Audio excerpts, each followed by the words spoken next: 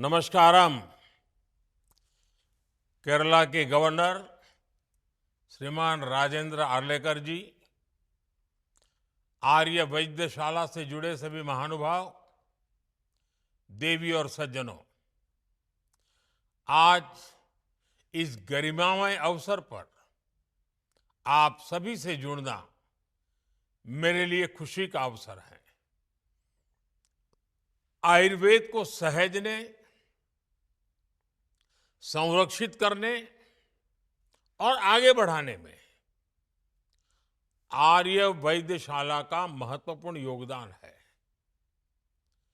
अपने 125 वर्षों की यात्रा में इस संस्था ने आयुर्वेद को इलाज की एक सशक्त व्यवस्था के रूप में स्थापित किया है। आज इस अवसर पर मैं आर्य वैद्यशाला के संस्थापक वैद्य रत्नम पीएस वारियर जी के योगदानों को याद करता हूं। आयुर्वेद के प्रति उनकी अप्रोच और लोक कल्याण के लिए उनका समर्पण आज भी हमें प्रेरित करता है। साथियों, केरला की आर्य वैद्यशाला भारत की उस उपचार परंपरा का जीवंत प्रतीक है जिसने सदियों से मानवता की सेवा की है। भारत में आयुर्वेद किसी एक काल या एक क्षेत्र में सीमित नहीं रहा।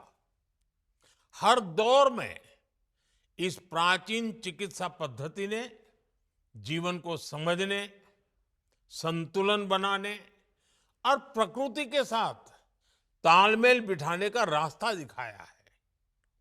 आज आर्य वैद्यशाला 600 से अधिक आयुर्वेदिक औषधियों का निर्माण करती है। देश के अलग अलग क्षेत्रों में संस्था के अस्पताल आयुर्वेदिक तरीके से मरीजों का इलाज कर रहे हैं, जिनमें दुनिया के 60 से अधिक देशों के मरीज शामिल होते हैं। आर्य वैद्यशाला ने ये भरोसा अपने काम से बनाया है। जब लोग कष्ट में होते हैं तो आप सभी उनके लिए बहुत बड़ी उम्मीद बनते हैं।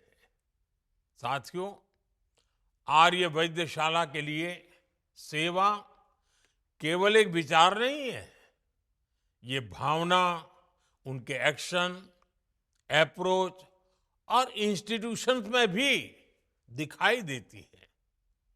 संस्था का चैरिटेबल हॉस्पिटल पिछले 100 वर्षों से, 100 वर्ष कोई कम समय नहीं है, 100 वर्षों से निरंतर लोगों की सेवा में जुटा है। इसमें अस्पताल से जुड़े सभी लोगों का योगदान है। मैं अस्पताल के वैद्य, डॉक्टर, नर्सिंग स्टाफ और अन्य सभी लोगों का भी अभिनंदन करता हूं। चैरिटेबल अस्पताल की 100 वर्षों की यात्रा पूरी करने के लिए आप सब बधाई के पात्र हैं।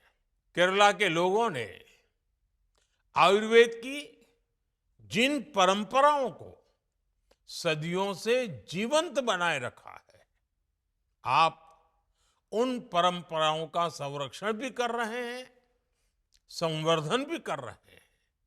साथियों, देश में लंबे समय तक प्राचीन चिकित्सा पद्धतियों को साइलों में देखा जाता रहा। पिछले 10-11 वर्षों में इस अप्रोच में बड़ा बदलाव हुआ है। अब स्वास्थ्य सेवाओं को होलिस्टिक नजरिए से देखा जा रहा है। आयुर्वेद, यूनानी, होम्योपैथिक, सिद्धा और योग, इन सब को हम एक अम्ब्रेला के नीचे लाए हैं और इसके लिए विशेष तौर पर आयुष मंत्रालय बनाया गया है। हमने प्रिवेंटिव हेल्थ पर निरंतर फोकस किया है। इसी सोच के साथ नेशनल आयुष मिशन लॉन्च किया गया। 12,000 से अधिक आयुष वेलनेस सेंटर्स खोले गए। इन सेंटर्स में योग, preventive care, community health services, ये सब कुछ उपलब्ध कराई जाती है। हमने देश के अन्य अस्पतालों को भी आयुष सेवाओं से जोड़ा। आयुष दवाओं की रेगुलर सप्लाई पर भी ध्यान दिया। इसका उद्देश्य साफ है कि भारत के परंपरागत चिकित्सा, इस ज्ञान का लाभ देश के कोने कोने के लोगों को मिले। साथियों, सरकार की नीतियों का स्पष्ट प्रभाव आयुष सेक्टर पर दिखाई दिया है। आयुष मैन्युफैक्चरिंग सेक्टर तेजी से आगे बढ़ा है और इसका विस्तार हुआ है। भारतीय पारंपरिक वेलनेस को दुनिया तक पहुंचाने के लिए सरकार ने आयुष एक्सपोर्ट प्रमोशन काउंसिल की स्थापना की है। हमारी कोशिश है कि आयुष प्रोडक्ट्स और सर्विसेज को ग्लोबल मार्केट्स में बढ़ावा मिल सके। इसका बहुत सकारात्मक प्रभाव भी हम देख रहे हैं।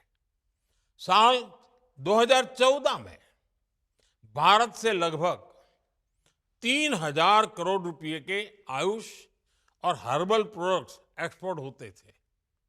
वहीं अब भारत से 6500 करोड़ रुपए के आयुष और हर्बल प्रोडक्ट्स एक्सपोर्ट होने लगे हैं।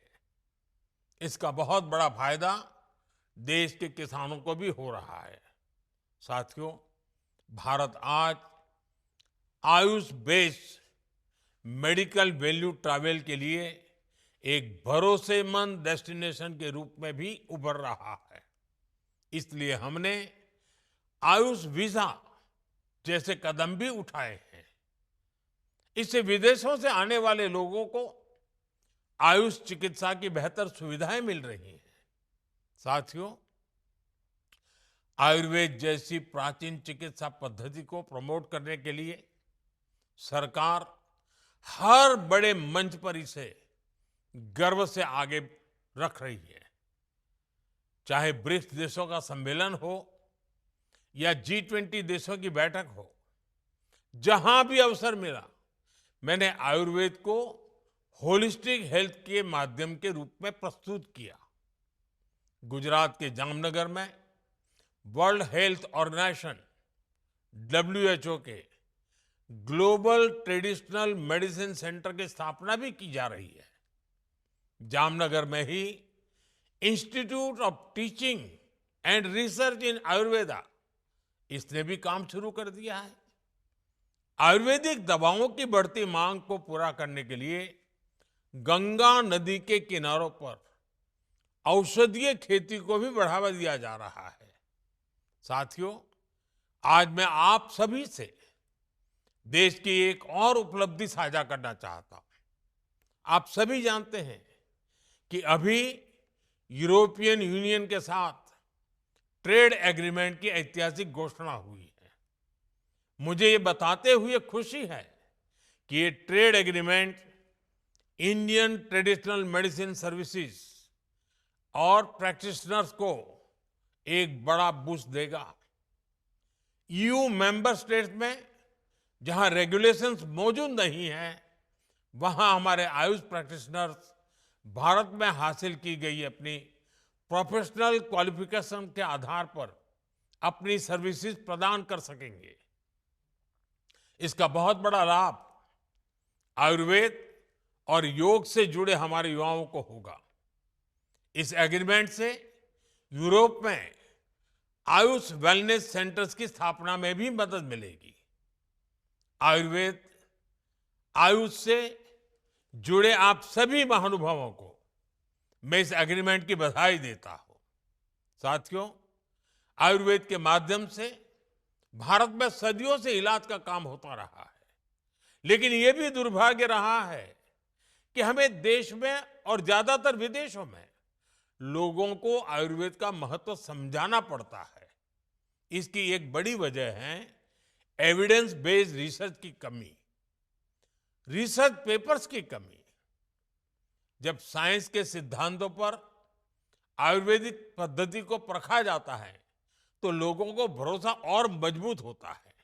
इसलिए मुझे इस बात की खुशी है कि आर्य वैद्यशाला ने आयुर्वेद को साइंस और रिसर्च की कसौटी पर लगातार परखा है। ये सीएसआईआर और आईआईटी जैसे संस्थानों के साथ मिलकर काम कर रही है।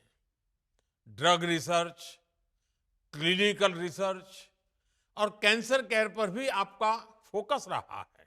आयुष मंत्रालय के सहयोग से कैंसर रिसर्च के लिए सेंटर ऑफ एक्सीलेंस की स्थापना करना इसी दिशा में एक महत्वपूर्ण कदम है। साथियों, अब हमें बदलते समय के अनुसार आयुर्वेद में आधुनिक टेक्नोलॉजी और एआई का उपयोग भी बढ़ाना चाहिए। बीमारी की संभावनाओं का पता लगाने के लिए अलग अलग पद्धतियों से इलाज के लिए काफी कुछ इनोवेटिव किया जा सकता है। साथियों, आर्य वैद्यशाला ने दिखाया है कि परंपरा और आधुनिकता साथ चल सकती है और स्वास्थ्य सेवा लोगों के जीवन में भरोसे का आधार बन सकती है। इस संस्था ने आयुर्वेद की पुरानी समझ को सहेजते हुए आधुनिक जरूरतों को अपनाया है। इलाज को व्यवस्थित बनाया गया है और मरीजों तक सेवाएं पहुंचाई गई हैं। मैं आर्य वैद्यशाला को इस प्रेरक यात्रा के लिए फिर से बधाई देता हूं। मेरी कामना है कि यह संस्था आने वाले वर्षों में भी इसी समर्पण और सेवा भावना के साथ लोगों के जीवन को बेहतर बनाती रहे। बहुत बहुत धन्यवाद। नमस्कारम।